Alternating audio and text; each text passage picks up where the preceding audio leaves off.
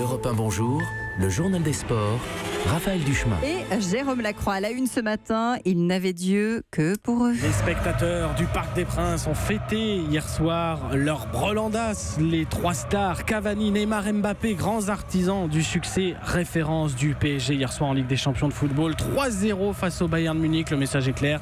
Dani Alves a marqué dès la deuxième minute, puis Cavani un but, Neymar un but, Mbappé à l'origine de 2 buts sur 3, meilleur joueur hier soir. Alors bien sûr, on s'emballe un petit peu côté supporter. Ouais, ça fait 20 ans que je suis supporter, j'avais jamais vu ça, un match comme ça. C'est un gros message à l'Europe. Je pense qu'il va falloir compter sur Paris en Ligue des Champions cette année. On peut regarder les autres grands d'Europe droit dans les yeux et on va faire le match, quoi. Le plus beau est à venir. Alors pour l'instant, on en est qu'au deuxième match du premier tour, mais Paris est bien sûr premier du groupe ce matin, 2 matchs, 2 victoires. Également hier soir, Barcelone gagne 1-0 au Sporting Portugal, Juventus Turin Olympiakos 2-0. Le mot sport du jour. Éclopé, la liste des éclopés des blessés ne cesse de s'allonger chez les Bleus du foot.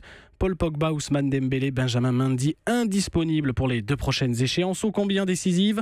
En Bulgarie et face à la Biélorussie les 7 et 10 octobre, à leur issue, on saura si les Français sont qualifiés pour la Coupe du Monde russe l'été prochain.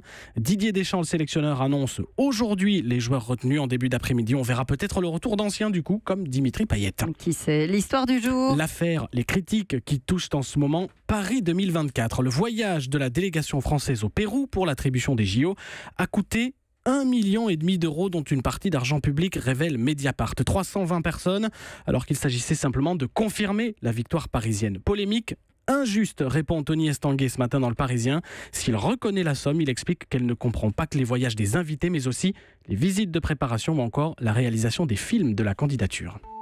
Europe 1.